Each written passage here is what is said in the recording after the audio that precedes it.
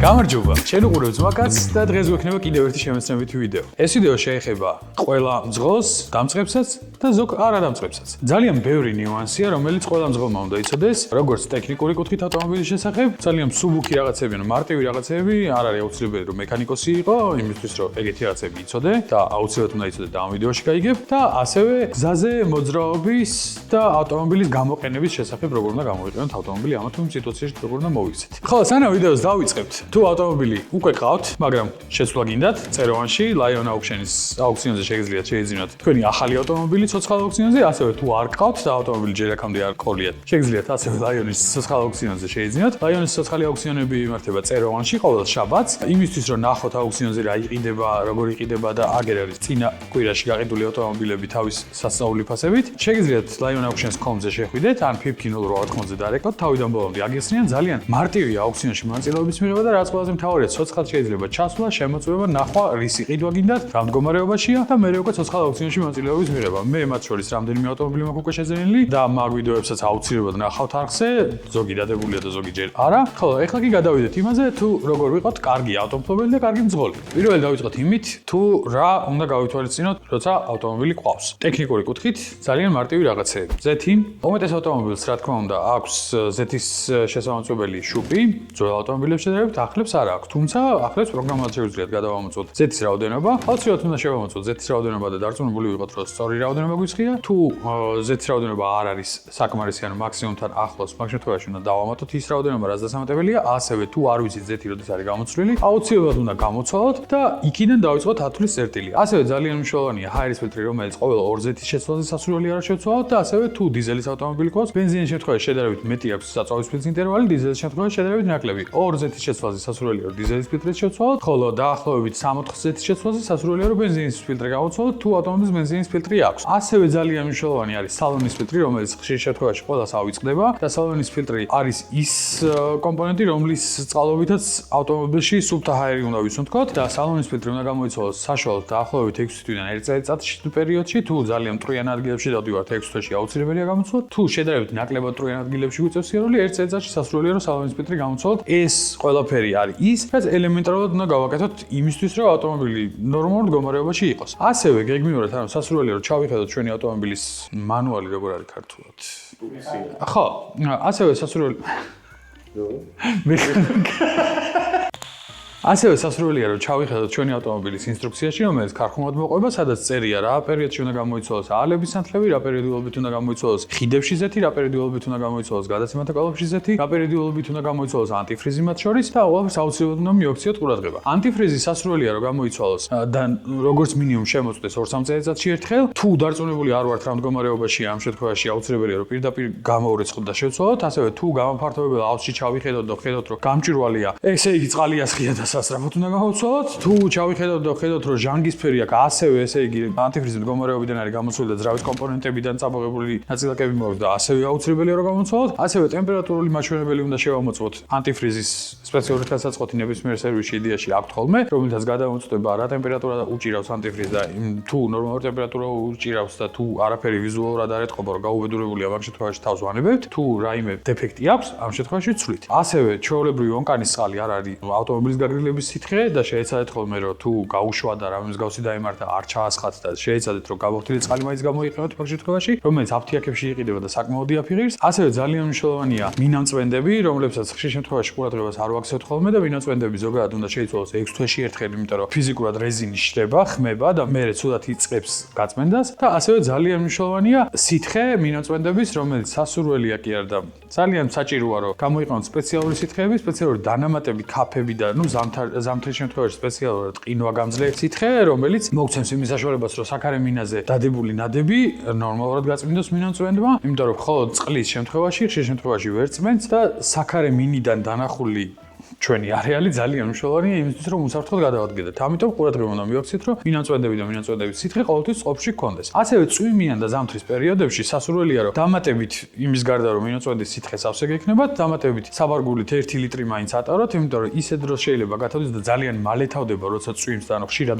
მოვიხმართ მინამწვენდებს, ანუ როცა თოვს წვიმს, ალახიან გზაზე დავდივართ, ძალიან ხშირია მინამწვენდების მოხმარება, შესაბამისად, ისეთ მომენტში შეიძლება გაგვითავდეს, რომ სადღაც გზაზე ვიყოთ, კიდე დიდი მანძილი ნაწილი გქონდეს გასავლელი, წყალი ვერ ვიშოვოთ ფიზიკურად ვერცად ჩასასხმელად და წყალსაც თუ ვიშოვით შეიძლება გაიყინოს. ამიტომ სასურველია რომ თან ატაროთ დაახლოებით 1 ლიტრიანით მაინც, რომ გადაუდებელ შემთხვევაში ჩააცხადოთ და მოძრაობის გაგრძელება შეძლოთ, იმიტომ რომ როცა მინოცვენში სითხი არ არის, იმდენად არ ვიცი, შეიძლება ვიღაცას დაგმართლინოთ, ვიღაცას არ დაგმართლინოთ, თუმცა იმდენად იზიფება საქარე მინე, რომ საერთოდ არაფერი აღარ ჩანს და გადაადგილება ძალიან სახიფათოა მაგ შემთხვევაში. ასევე მნიშვნელოვანი საკითხია ცეცხლმაქრი და ეგრეთ წოდებული აფწეჩკა, სააფთიაქო ნაკრები, რომელიც პირველადი დახმარებისთვის არის აუცილებელი. ცეცხლმაქრს რაც შეეხება, ცეცხლმაქრი არ ნიშნავს იმას, რომ აუცილებლად ცეცხლი გაგეკიდებათ და მაგისთვის უნდა გედოთ, თუმცა შეიძლება თქვენს გვერდზე დასჭირდეს ვიღაცას დახმარება და იმისთვის, რომ მაქსიმალურად სწრაფად შეძლოთ მოქმედება და დახმარება და ასევე თქვენს თუ რამე დაგემართათ და თქვენ ავტომობილს რამე დაემართა, მაგ შემთხვევაში სწრაფად რომ მოხდეს მაქსიმალურად დახმარება, ამიტომ ცეცხლმაქრი აუცილებელია, რომ ყველა ავტომობილში ვატაროთ, ასევე როგორც თქვით, აუცილებელია, რომ გქონდეს პირველადი დახმარების სააფთიაქო ყუთი იმისთვის, რომ გადაუდებელ შემთხვევაში ადამიანს გაუწიოთ დახმარება, სანამ სპეციალისტის სამსახურები მოვლენ და დაეხმარებიან. ასევე ძალიან მნიშვნელოვანია სამკუთხედის ტარება, ანუ ამრეკლი სამკუთხედის და თუ ამრეკლი სამკუთხედი თქვენ ავტომობილს არ მოყვა, ადრე უმეტესობა ავტომობილს მოყვებოდა, ბოლო პერიოდში ძალიან ბევრი ავტომობილს აღარ მოყვება რატომღაც და ძალიან ცუდია და სამწუხაროა ეს ყველაფერი. ასევე სასურველია, რომ ამრეკლი თუ პირობითად სამკუთხედი ვერ იშოვეთ, ვერ იყიდეთ და მანქანით ვერ დაატარებთ, მაგ შემთხვევაში სპეციალური ჟილეტები, რომელიც არის ამრეკლის ჟილეტები, რომელიც შუქსაც ირეკლავს და მწვანე წითელი და ნუ ბევრი ფერის არსებობს და ყველგან იშოვება. ეგეთი ჟილეტი მაინც გქონდეთ ავტომობილში და ცოტა ხანში აგესნით ეგ ჟილეტი ან სამკუთხედი რატო არის საჭირო და რატო არის აუცილებელი რომ ავტომობილში გქონდეთ. ასევე თანამედროვე ავტომობილების უმეტესობას სამწუხაროდ სათადარიგო საბურავი აღარ მოყვება, თუმცა რომელსაც ავტომობილსაც სათადარიგო საბურავი მოყვება, მაინც მაგაშიც და თანამედროვე ავტომობილშიც რომელსაც არ მოყვება, სასურველია რომ გქონდეთ სპეციალური ქაფი ხსნარია, რომელიც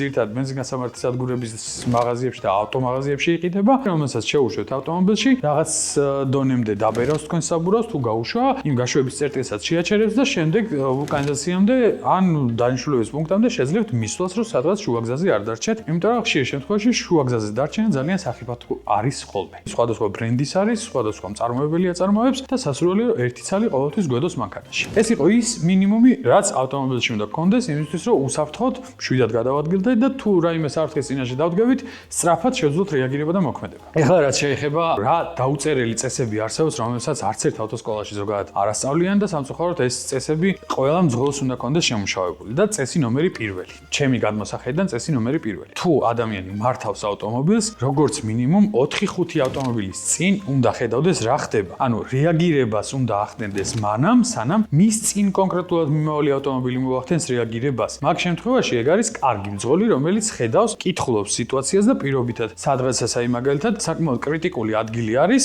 ავტობანზე მცხეთასთან, ეს მაღაზიები და რაღაცები რო ეხლა კი ჩაკეტეს და შესასვლელი ცალკე გაუკეთეს, თუმცა მაინც სულ პრობლემაა მაგ ადგილას, სულ შეფერხება და ეგ არის ერთ-ერთი კრიტიკული წერტილი, სადაც წინასწარ სასურველია რომ მძღოლი ხედავდეს რა ხდება გზაზე. მაგალითად თუ ხედავთ რომ სადღაცას შორს, თქვენი 5-6 მანქანის მოშორებით ვიღაცა გზაზე გამოდის და არის შესაძლებლობა იმის რომ გამოვიდეს საკმაოდ უყურადღებოდ, მით უმეტეს რომ უმეტესობა მძღოლის სამწუხაროდ ძალიან უყურადღებოდ დადის და შეიძლება უყურადღებოდ გამოვიდეს, მაგრამ შეიძლება გამოიწვიოს ის რომ თქვენს გვერდზე ზოლში მომავალი ავტომობილი შეფერხდეს ან გვერდზე გადმოიწიოს, ამან შექმნა საავარიო სიტუაცია და სანამ ეს ყველაფერი მოხდება, მანამდე უნდა შეძლოთ ამ სიტუაციის დანახვა, გაანალიზება და მაქსიმალურად თავის არიდება, რაც ნიშნავს იმას, რომ უნდა ვიაროთ ისე, რომ კითხოვდეთ მოძრაობას. ასევე აქ კიდე ერთ რამეს ავხსნი, რომ ნელა სიარული არ ნიშნავს კარგ სიარულს. ნელა სიარული არ ნიშნავს იმას, რომ კარგი მძღოლი ხარ და უსაფრთხოდ დადიხარ. არა, ნელა სიარული პირიქით ნიშნავს იმას, რომ გაცილებით მეტ საფრთხეს ქმნი. უნდა იარო იმ სიჩქარით, რა სიჩქარითაც ნაკადი მოძრაობს და რა სიჩქარით დაშვებულია იმ სივრცეში, სადაც მოძრაობთ. მაგალითად, ავტობანზე 60-ით მოძრაობით გაცილებით მეტ პრობლემას ქმნით, ვიდრე ავტობანზე რო 100-ით გევლოთ. ანუ 100-ით როცა მოძრაობთ ავტობანზე 90-დან 100-მდე ნუ ზოლის მიხედვით, მაგ შემთხვევაში ეს არის ის ნაკადის სიჩქარე, რომელიც სიჩქარითაც ნაკადი ზოგადად მოძრაობს და შესაბამისად გაცილებით ნაკლებად საფრთხის შემცველია თქვენი გადაადგილება. წარმოიდგინეთ, როცა 60-ით მიგორავთ ავტობანზე მარჯვენა ზოლში, იქ სადაც თეორიულად თქვენთვის დაშვებულია 60 და თulit რომ ნელა რომ მიდიხართ, ამით არაფერს არ არღვევთ და არავის ხელს არ უშლით და პირიქით უსაფრთხოდ ხარ და არაფერს არ დაეჯახებით, კი შეიძლება თქვენ წინ მოასწროთ რაღაცის დანახვა 60-ით მიმავალზე და არაფერს არ დაეჯახოთ და თუ ვერ ახერხებთ 60-ით მიმავალზე წინ რაღაცის დანახვას და მაინც ეჯახებით, მაგ შემთხვევაში გადააყენეთ წადი. მაგ შემთხვევაში საჭესთან საერთოდ არ დაждდეთ. ხოლო თქვენ როცა 60-ით მოძრაობ და უკან ვიღაცა მოდის 90-ით, ის არის იძულებული რომ თქვენ აგარიდოთ. ამ შემთხვევაში ქმნის საფრთხეს, იმიტომ რომ უწევს გვერდზე 100-იან ზოლში, ანუ 100-ით მოძრავ ავტომობილებში გადასვლა, გადაწყობა, უკან გადმოწყობა. ყოველი გადაწყობა იწვევს დამატებით საფრთხეს და დამატებით შეფერხებას გზაზე. დამატებით შეფერხება გზაზე არის საცობის გამოწვევი ყოველთვის და ასევე საავარიო საფრთხის გამოწვევი, შესაბამისად მაქსიმალურად მოერიდეთ ზოგადად იქ სიარულს იმ სიჩქარით, რა სიჩქარითაც სხვა ავტომობილები არ დადიან. აქ იგულისხმება ისიც, რომ ზედმეტი სიჩქარით სიარულიც არ არის სასურველი, ანუ პირობითად თუ ნაკადი მოძრაობს 100-120 კმ/სთ სიჩქარით, თქვენ არ ხართ რაღაცა ავტომრბოლელი, ავტობანზე მით უმეტეს და არ უნდა იაროთ 180 და 170 და პირიქით სხვებს არ შეუქმნათ საფრთხე. ასევე თუ სადღაცას გეჩქარება და რა თქმა უნდა, ყველას ქონია ეგეთ შემთხვევა, რომ გეჩქარებოდა და გადასწრება გვიწევდა და ფარების ანთება და გადადი გადმოდი და ასე შემდეგ, თუმცა ესეც არ არის სასურველი, ანუ მაგ შემთხვევაშიც ქმნით საფრთხეს სხვა მძღოლებისთვის, იმიტომ რომ ისინი დაშვებული სიჩქარით მოძრაობენ და დაშვებული სიჩქარის მაქსიმალური სიჩქარით სიარული არის ყველაზე სწორი გადაწყვეტილება ნებისმიერ შემთხვევაში, ნებისმიერ ადგილას. არც ზედმეტად ჩქარა და არც ზედმეტად ნელა. ეგ არის ყველაზე მარტივი და ყველაზე სწორი იმისთვის, რომ არ ჩვენს თავს და არც სხვებს საფრთხე არ შევქმნათ. ეხლა კიდე შემდეგი საკითხი. იმის გარდა რომ წინ 5-6 მანქანას უნდა ვაკონტროლებდეთ, ასევე ძალიან მნიშვნელოვანია მკვდარი წერტილები, რომელიც ყველა ავტომობილს გააჩნია და მკვდარი წერტილი არის რა? მკვდარი წერტილი არის ჩვენს გვერდზე წერტილები, რომელიც სარკეშიც, ანუ თანამედროვე ავტომობილების უმეტესობას სარკეზე აქვს მაჩვენებლები, რომლითაც მკვდარ წერტილში მყოფ ავტომობილს გვანიშნებს, რომ თუ მოხვევის მაჩვენებელს ჩართობ და სადმე გადასვლას ვтиლობთ, გვაჩვენებს, რომ მკვდარ წერტილში ავტომობილი ყავს. მკვდარ წერტილში იგულისხმება ადგილი, რომელშიც თავის მარტივი მოტრიალებითაც, ანუ ოდნავ მოტრიალებითაც არ ჩანს, რომ რაღაც მოყვება და ასევე სარკეშიც არ ჩანს, რომ რაღაც მოყვება. ესეთი წერტილი აქვს ყველა ავტომობილს და თუ ზოლის შეცვლას ვაპირებთ და მოხვევის მაჩვენებელს ვთავთ, რომ სადღაცაც უნდა გადავიდეთ, კიდევ ერთ რამეს დავამატებ, რომ მოხვევის მაჩვენებელი აპრიორი უფლებას არ გვაძლევს, რომ პირდაპირ ჩავთი და სადღაცაც უნდა მოვუხიო, არ ნიშნავს იმას, რომ შენ რომ მოხვევის მაჩვენებელი გაქვს ჩართული, აუცილებლად შენი გზაა და აუცილებლად ყველა უნდა დაგითმოს და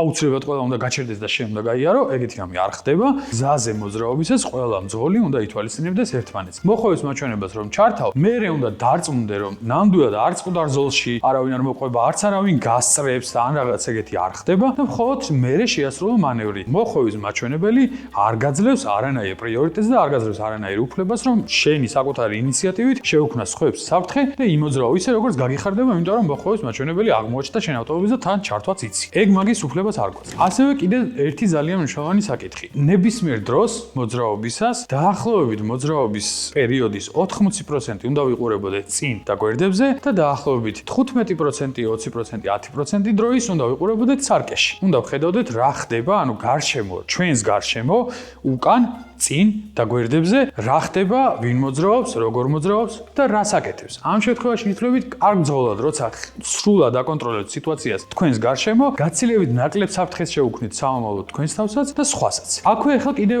ერთ საკმაოდ მნიშვნელოვან საკითხზე გადავიდეთ, თუმცა სანამ მნიშვნელოვან საკითხზე გადავალთ, მოდი ერთი ძმაკაცური უფასო რეკლამა ჩავსვათ აქვე. ჩვენი გამომწერი აკეთებს მაჩვენებლების დაფაზე, მოდერნიზებას, მაჩვენებლების დაფების მოდერნიზებას, იმ დიზაინით, რა დიზაინის თქვენ გენდომებათ, მაგალითად BMW შემთხვევაში საკმაოდ ისეთი ხშირია ძველ BMW-ებზე, რომ გვინდა მაჩვენებლების დაფაზე სხვა რაღაცა დავახატოთ, ან ემის ემბლემა კონდეს, ან სიჩქარის მაჩვენებელი მილებში არ და გვინდა რომ კილომეტრებში კონდეს და ასე შემდეგ. მოკლედ მაგ ყველაფერს აკეთებს ადამიანი, რომელიც აქ იქნება მითითებული ნამუშევრებიც და ასევე მითითებული იქნება Instagram-ი და Facebook-ი, შეგიძლიათ პირდაპირ მიწეროთ და დანარჩენს უკვე თავად დაგაკვალიანეთ, თქვენ მაჩვენებლების დაფაზე როგორ გააკეთებს, რანაირად და ასე შემდეგ და ასე რა დაждდება და ასე შემდეგ. მე წარმოდგენა არ მაქვს, თუმცა იყო დრო, როცა ჩემი საკუთარი დაფა რამდენჯერმე გადამიწყვია და იმისთვის რომ გადამეწყო პანელი ჩამომიტანია საზღვარგარეთიდან. ის პანელი ისეთი არ გამოსულა როგორც მე მინდოდა, არ ჩამოსულა და ასე შემდეგ. ამიტომ ადგილობრივად მსგავს სერვისის მიღება შესაძლებელია და შეგიძლიათ პირდაპირ მიმართოთ ამ ადამიანს. ასევე კიდევ ერთი მნიშვნელოვანი რაღაც, რაც ყველა მძღოლმა უნდა გაითვალისწინოს. კეთილი მძღოლობა კარგი საქმე არ არის. ანუ ნახეთ, კეთილ მძღოლობაში რას გულისხმობ? იქ სადაც თქვენი მოძრაობის პრიორიტეტია და იქ სადაც თქვენს გარდა კიდე ავტომობილები მოძრაობენ და თქვენ ქმედებაზე არიან დამოკიდებული, არ არის აუცილებელი ზედმეტი კეთილობა, ზედმეტი რაღაცა სასწაულის სიკეთის გამოჩენა და ვიღაცებისთვის უაზროდ გზის დათბობა. და ამას გულისხმობ რას? ამაში იმას არ გულისხმობ, რომ გზა არ უნდა დაუთმოთ პირიქით, მაქსიმალურად ერთმანეთს პატივი უნდა ვცეთ, მაქსიმალურად გზაც უნდა დაუთმოთ და რითიც შეგვიძლია დავეხმაროთ გზაზე, თუმცა თქვენ როცა მოძრაობთ რაღაც კონკრეტულ მონაკვეთში, პირობითად არ ზებრა არაფერი და ფეხით მოსიარულეს ხედავთ, რომ გზაზე გადასვლა უნდა. ამ დროს თქვენ უკან ავტომობილი მოყვებათ, იმას კიდე ავტომობილი მოყვება და თქვენ უცბად გადაწყვეტეთ, რომ მაქსიმალურად უნდა დააკვდეთ მუხრუჭს და ეს ფეხით მოსიარულე გაატარო. ამ შემთხვევაში შეიძლება უბრალოდ უკან მოსიარულე მანქანა ვერ მიხვდეს, საერთოდ არ ელოდებოდეს, რომ აი ვიღაცა შუა გზაზე გაჯორდება და ამიტომ უკან დაგეჯახოთ. მე ის რომ დაგეჯახებათ თქვენი მანქანა ინერციით გაქანდეს და იმ ფეხით გატარებულს დაეჯახოს და საკმაოდ კრიტიკული და სახიფათო სიტუაცია შეიქმნას იმის გამო, რომ უბრალოდ გადავწყვიტეთ, რომ კაი ტიპები ვარ და ვიღაცა ნაშა უნდა გადაგვეტარებინა გზაზე.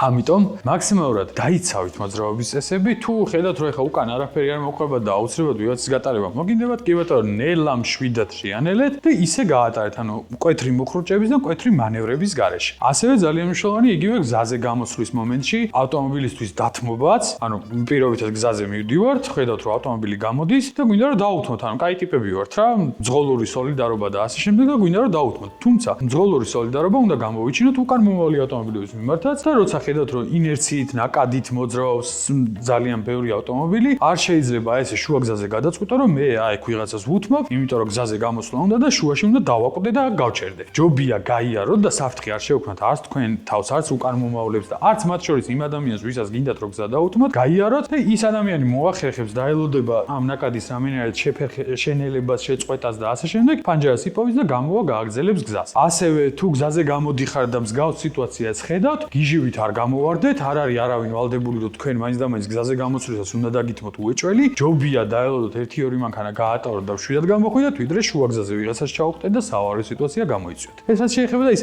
მარტივ ჭეშმარიტებებს, რომელიც ყველამ უნდა ვიცოდეთ. ასევე არსებობს ერთი მარტივი ჭეშმარიტება, როგორც არის 2 წამის ჭეშმარიტება და 2 წამის ჭეშმარიტებაში გულისხმობა ის, რომ ავტომობილს უნდა მართავდეთ ისე, რომ გარშემო რაც არ უნდა მოხდეს, 2 წამის ინტერვალში უნდა შევძლოთ ამ სიტუაციაზე რეაგირება. ანუ გარშემო მოვლენებთან 2 წამი უნდა გვაშორებდეს. მე ვიტყვი რომ 4 წამი ჯობია რომ გვაშორებდეს, ანუ შედარებით მეტი დისტანცია გვეჭიროს, თუნდაც იგივე ავტობანზე პირობითად 110-ით მოძრაობისას არ არის აუცილებელი ბამპერზე მიადგე ვიღაცას და ზდიო ამ ბამპერზე, იმიტომ რომ შენ 115-ით გინდა და წასვლა. ჯობია თუ ძალიან გეჩქარება და 160-ით აპირებ წასვლას, რა თქმა უნდა, აუნთებ არის და დაელოდე, რომ მას შეექმნას თავისუფალი სივრცე იმისთვის, რომ შევიდეს და გაგატაროს და აი ესე დევნა არ არის აუცილებელი მაშინ, როცა ადამიანს უბრალოდ გვერდზე მანქანა ყავს და ვერ გაფრინდება, ვერ გაქრება და ვერაფერ მსგავს ვერ იზავს, თუმცა ასევე აი იმ ძღოლსაც წინ ვინც ზის და ვისაც ფარებს უნთებენ, ვეტყვი რომ თუ გვერდზე მანქანა არ ყავს, თავისუფალი სივრცე გაქვს და უკნიდან ვიღაცა მოდის და ფარებს გინთებს, შეგიძლია მარტივად მოხვევის მაჩვენებელი ჩართო და გადახვიდე, იმიტომ რომ უკან ვიღაცას ეჩქარება. მუხრუჭის გარეშე, ხო, კიდე ეგ უცნაური ფენომენი ვერ ამოხსენი, ანუ ეგ ფენომენი მართლა ვერ ამოხსენი, რატო იმართებათ ის რომ უკრინდან როცა გინთებენ და უნდა გადახვიდე, მუხრუჭზე რატო ჯდებიან და ისე რატო გადადიან, ეგ მართლა ანუ ზოლს რატო იცვლიან მუხრუჭით, ცარიელ სივრცეში გულისხმობ რა, არაფერი არ ხდება. იქაც თავისუფალია, თავის წინას თავისუფალია, უკან ეს ერთი მანქანა მოყვება და აი დაატორმოზებს და მერე გადადის. ანუ არ არის მანდ მუხრუჭი აუცილებელი. უბრალოდ მოხდეს მაჩვენებელი ჩართე და აი რულს შეხედე, ესე კიდე ფხეს და ოდნავ ატრიალე. გადადის ავტომობილი ყველანაირი ზედმეტი манипуляციების გარეშე. ეს ვიღაცა რომ ჩაგივლის და თუ მაინც და მაინც მაცხენაზოლი ნაკირავები გაქვს და მანდ გინდა რომ იარო, გადმოდი უკან. თუმცა აქვე ისიც უნდა გავითვალისწინოთ, რომ ავტობანზე და მაგისტრალებზე მოძრაობისას თუ გადასწრების მანევრს არ ასრულებთ, მაგ შემთხვევაში უნდა ვიდგეთ თავისუფალ ზოლში და მარცხენა ზოლი უნდა დავტოვოთ თავისუფალი. არ არის აუცილებელი ყველა მარცხენა ზოლში ვიაროთ თუ გადასწრების მანევრს არ ასრულებთ და ასევე შეეცადეთ რომ მაქსიმალურად თანაბარი სიჩქარით იმოძრავოთ ნაკადთან, არც თქვენ შეაფერხოთ ნაკადი და არც სხვამ შეგაფერხოთ აქ მოძრაობისას, იმიტომ რომ პირობითად თუ ნაკადი მოძრაობს 90 კმ/სთ სიჩქარით, არ არის აუცილებელი თქვენ 98-ით მიდიოდეთ იქ, იმიტომ რომ აუცილებლად შენელდებით, გაჩერდებით, აჩქარდებით, გაჩერდებით, გადახვალ, გადმოხვალ და ასე შემდეგ რაღაცებს იზამ. ყველაფერი ვარ დაგვემართოს, უბრალოდ ვიმოძრავოთ ისე, როგორც ნაკადი მოძრაობს, არ არის აუცილებელი ავტობანზე შუმბახერობა, იმიტომ რომ არც ერთი არ ვართ ავტობანზე შუმბახერი, უბრალოდ ზღოლები ვართ და რომელიც სადღაც მივდივართ. ეხლა კიდევ ერთი მნიშვნელოვანი საკითხი ავტომობილთან დაკავშირებით და ავტომობილის ტექნიკურ პრობლემასთან დაკავშირებით. გზაზე საკმაოდ ხშირია რომ რაღაცა შეიძლება ავტომობილს დაემართოს, გაგვიჩერდეს, ჩაგვიქრეს და ასე შემდეგ. ეხლა დეტალურად არ დავიწყებ ახსნას როგორ უნდა მივხვდეთ რატომ გაჩერდა და ასე შემდეგ, უბრალოდ ყველაზე ხშირი სიმპტომები არის ხოლმე გზაზე ავტომობილის გაჩერების. ერთი ყველაზე ბანალური, საწვავი გაგვითავდა, რომელიც დაგვავიწყდა რომ უნდა ჩაგვესხა და ასე შემდეგ და საწვავი გაგვითავდა და შუა გზაზე გავჯორდით. მეორე არის ხოლმე რომ ძირითადად დინამო გაფუშტა, ნელ-ნელა აკუმულატორი შეჭამა და ჩაქვრა შუა გზაზე, ანუ შუა გზაზე მაგ შემთხვევაში შეიძლება ხოლმე ავტომობილები ძირითადად, ნუ ეხლა იქ ძრავის გაფუჭებას და მსგავს გლობალურ ტექნიკურ პრობლემებზე არ მაქვს საუბარი. მარტივზე რაც შედარებით ხშირია და შედარებით ყოველდღიურ ცხოვრებაში ხდება. ნებისმიერ შემთხვევაში რის გამოც არ უნდა გაგვიფუჭდეს ავტომობილი გზაზე, პირველ რიგში უნდა ვცადოთ ყველაზე მარტივი რაღაც. დავწუნდეთ ავტომობილი რო არ იქო, ანუ ახლიდან ვცადოთ და ქოქვა, თუ ავტომობილი ახლიდან ვერ დავქოქეთ, მაგ შემთხვევაში გადმოვდივართ ავტომობილიდან მაქსიმალურად ფრთხილად, ვიღებთ საბარგულში რომ სამკუთხედი გვიდევს, იმ სამკუთხედს მივდივართ მე დგავთ ავტომობილიდან დაახლოებით 20-30 მეტრის მოშორებით, რომ უკრინდან წამოსულმა ავტომობილებმა შეძლონ მანევრირება და შეძლონ გზიდან გადასვლა ისე და აცილება თქვენზე ისე რომ არ დაგეჯახონ. ასევე ძალიან მნიშვნელოვანია მაგისტრალებზე და ავტობანებზე ეგ საკითხი, იმიტომ რომ ხშირი ყოფილა შემთხვევა, როცა წარმოიდგინეთ ავტობანზე მიდიხართ და მიყვებით რაღაც მიკროავტობუსს. ამ მიკროავტობუსს მიყვებით, გახართ რაღაცა კონკრეტული დაშორების დისტანციით, რომელიც სრულიად მისაღები და ნორმალური დისტანციაა და უცბად ეს მიკროავტობუსი გზიდან გადადის და წინ გაჩერებული ავტომობილი გხვდებათ. მაგ შემთხვევაში აუცილებლად ეჯახებით იმ ავტომობილს და ეს მიკროავტობუსი იმიტომ გადავიდა ეგრე უცბად, რომ იმანაც ვერ დაინახა, რომ წინ რაღაცა გაჩერებული იყო, იმიტომ რომ არ ედგა ნიშანი. ნუ შეიძლება ეს მიკროავტობუსის ზღოლი საერთოდ უყურადღებო იყო, მაგრამ ყოველ შემთხვევაში ან თქვენი წილი რაც შეგიძლიათ გააკეთოთ არის ის, რომ დადგათ ნიშანი რაღაც პერიოდის რაღაც მანძილის დაშორებით ავტომობილიდან, რომ სხვა ავტომობილებმა უკიდან წამოსულებმა მოასწრონ რეაგირება და გზიდან გადასვლა ისე, რომ რაღაც სიურპრიზები არ დახვდეთ გზაზე და თქვენს და მათ სიცოცხლეზე საფრთხე არ შეექმნას. წეგან რა თქვი ეს ჟილეტი, თუ სამკუთხედი არ გაქვთ, იღებთ ჟილეტს, რაიმე ნივთს, მათ შორის ცეცხლმაგს, რომელიც ავტომობილში გიდევთ, იღებთ ამ ცეცხლმაგს, დგავთ შორს, იქ სადაც სამკუთხედი უნდა დაგედგათ და აცმევთ ამ ჟილეტზე, რომ ჟილეტი მაინც დაინახონ. ანუ რაიმე ფერადი კაშკაშა ნივთი, რომელსაც გზაზე დაინახავენ, სანამ თქვენ ავტომობილამდე მოვლენ, რომ თქვენ არ დაგეჯახონ. შემდეგი ეტაპი, რასაც ვაკეთებთ, პირველ რიგში ვამოწმებთ ავტომობილი დაგორავს თუ არა, ანუ შეიძლება თუ არა განეიტრალება, თუ ამ ავტომობილის განეიტრალება შეიძლება და ან მეგობრებთან ერთად ხართ, ან შეგიძლიათ ისე რომ ავტომობილის გზის სავალი ნაწილიდან გადაიყვანოთ უსაფრთხოდ, მაგ შემთხვევაში გადაყავს უსაფრთხოდ, თუ უსაფრთხოდ გზიდან ვერ გადაყავს, მაგ შემთხვევაში ამ სამკუთხედით როგორც დგავართ, ეგრე დგავართ, თქვენ გადადიხართ გზიდან მოშორებით, ანუ ავტომობილს შორდებით და გადადიხართ სავალი ნაწილიდან მაქსიმალურად შორს და რეკავთ ევაკუატორთან, რომ მაქსიმალურად მალე მოვიდეს და ეს ავტომობილი გადაგაყვანონ შუა გზაზე გაჩერებული, იმიტომ რომ ძალიან ხშირია შემთხვევა შუა გზაზე გაჩერებული ავტომობილის გამო ავარიის და ბევრი ადამიანის დაღუპულა მაგ ყველაფრის გამო. არც ერთ შემთხვევაში შუა გზაზე გაფუჭებულ ავტომობილში არ იჯდეთ, არ დაждდეთ და არ დაელოდოთ ევაკუატორის მოსვლას. გადადით გზის სავალი ნაწილიდან, მოცილდით აუცილებლად, იმიტომ რომ ღმერთმა დაიფაროს, მაგრამ სამწუხაროდ ყველაფერი ხდება და ყველაფერი შეიძლება ძალიან ცუდად დასრულდეს. აქვე კიდე ერთი უფასო ზმაკაცური რეკლამა ბარემ. ჩვენი გამომწერი დემეტრე არის ადამიანი, რომელიც ავტომობილის ჭერებს აკეთებს შიგნიდან და რამდენიმე ავტომობილი მათ შორის ჩვენი რენჯის დემეტრესთან გავაკეთეთ, ძალიან ყოფილი დავრჩი. შეგიძლიათ მიმართოთ, აქ იქნება აღწერა მისი YouTube არხიც აქვს და რაღაც ვიდეოებს დევს, როგორ აკეთებს ამ ყველაფერს და ასე შემდეგ. შეგიძლიათ მიმართოთ, ნახოთ ნამუშევრები, დაურეკოთ და დანარჩენს უკვე თავად მოგაქცევთ ყურადღებას უკვე და თავად გეტყვით რა და როგორ რანაირად შეიძლება რომ გაკეთდეს. გავაგზავნეთ. ასევე ტექნიკური საკითხები, ცოტა მცირე ტექნიკური საკითხები, რომელიც ასევე კიდე ძალიან მნიშვნელოვანია, ძალიან ხშირად პარადოქსს იწვევს. თუმცა სანამ ტექნიკურ საკითხებზე გადავალთ, მოდით ერთი კიდე მნიშვნელოვანი რამ გამომრჩა და მინდა რომ ვთქვა. რაც არის შუქნიშნის მწვანე ფერი და რაც არის გზაჯვარედინი. ერთი ძალიან მნიშვნელოვანი რაღაც არის.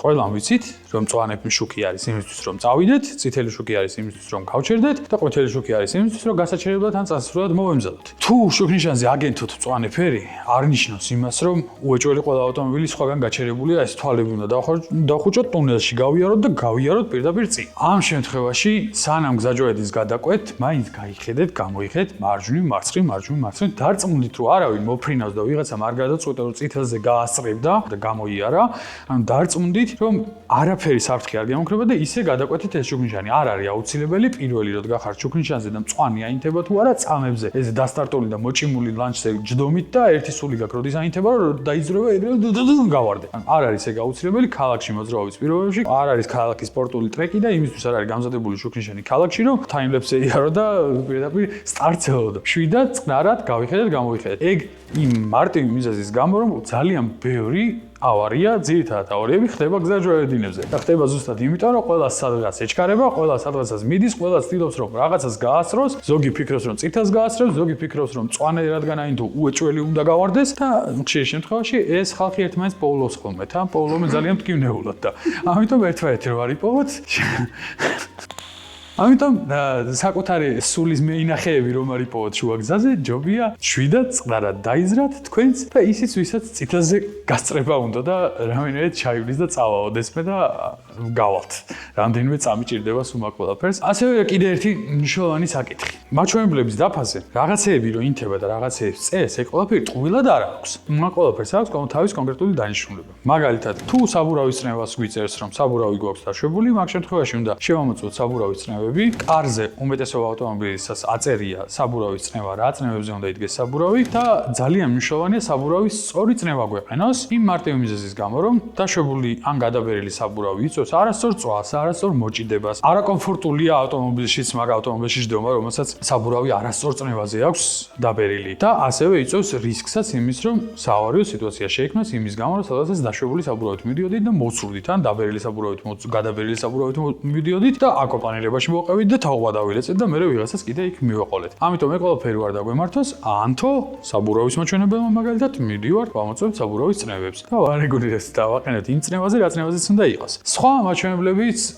როგორიც არის მაგალითად ჩეკის ნატურა. ჩეკის ნატურას რო ვაგინთებთ, ეგ ნიშნავს იმას, რომ ძრავის კომპიუტერში რაღაც შეცდომა დაინახა. რაღაც შეცდომა რადგან დაინახა, შეიძლება არა მხოლოდ ძრავის კომპიუტერშიც, მათ შორის სხვა კომპონენტებშიც შეიძლება რამე შეცდომა კონდეს. ეგ ნიშნავს იმას, რომ ავტომობილი უნდა მიიყვანოთ დიაგნოსტიკაზე და შეამოწმოთ რაჭის. თუ რა თქმა უნდა, თქვენი დიაგნოსტიკის მოწყობილობა არ გაგვი და არც ცოდნა არ გაქვთ იმის, როგორ უნდა გადაამოწმოთ რა პრობლემა აქვს და თუ ეს ცოდნა გაქვთ, ეხლა ეს ჩემი ვიდეო არაფერში არ გჭირდებათ აბსოლუტურად მაგ ტექნიკური კუთხით. ხოლო თუ ეგ ცოდნა არ გაქვთ, მიგყავთ აუცილებლად სერვისში, ახლა მაქრო ნებისმიერ სერვისში, სადაც კოდის საკითხვა შეუძლიათ და ელემენტარულ კოდს წაიკითხავენ და გეტყვიან რატო ანთია ესა თუ ის ჩეკი და ასევე გეტყვით, რომ ჩეკის ნატურა არ არის უნივერსალი ნივთი, რომელიც ყველა ავტომობილზე და ყველგან რაღაცა რო ხდება, ერთი და იგივეს გვაჩვენებს. არა, ჩეკის ნატურა არის უბრალოდ იმის ინდიკატორი, რომ რაღაცა ჭირს ავტომობილს. მაგალითად, ჩეკის ნატურის Facebook-ის ჯგუფში ჩაგდება არ ნიშნავს იმას, რომ დიაგნოზი უეჭველი დასმულია, იმიტომ რომ ვიღაცის ბიზაშვილის, მამიდაშვილის ტუფლის დამკერებელს რომ ბაბინა ქონდა გაფუჭებული, არ ნიშნავს იმას, რომ თქვენ ავტომობილსაც ბაბინა აქვს გაფუჭებული, ანუ საერთოდ სხვა რაღაც შეიძლება იყოს და ჩეკის ნატურა შეიძლება 2000 პლუს შეცდომის მაჩვენებელი იყოს, 2000 პლუს სხვადასხვა შეცდომის. შესაბამისად, Facebook-ის ჯგუფში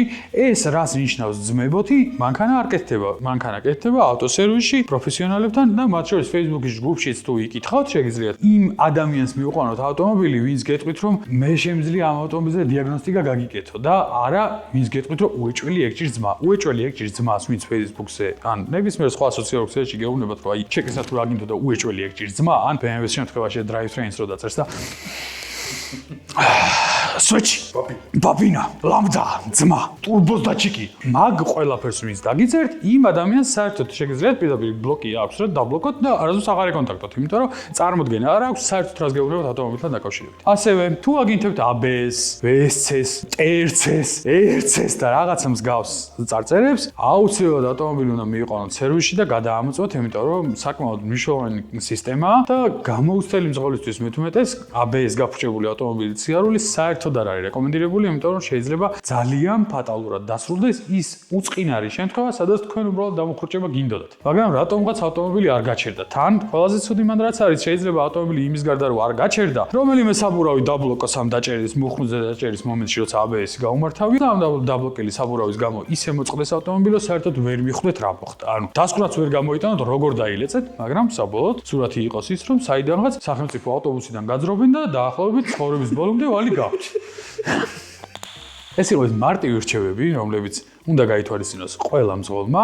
სასურველია მაინც, რომ ამ რჩევების ნაწილს მაინც თუ გაითვალისწინებთ, იქნებით გაცილებით უკეთესი მძღოლი, გაცილებით უსაფრთხოდ გადაადგილდებით და გაცილებით ნაკლები შანსი გექნებათ, რომ ცხოვრების ბოლომდე სახელმწიფოს ვალი უხადოთ, იმიტომ რომ ავტობუსში გაერჭეთ. დროებით.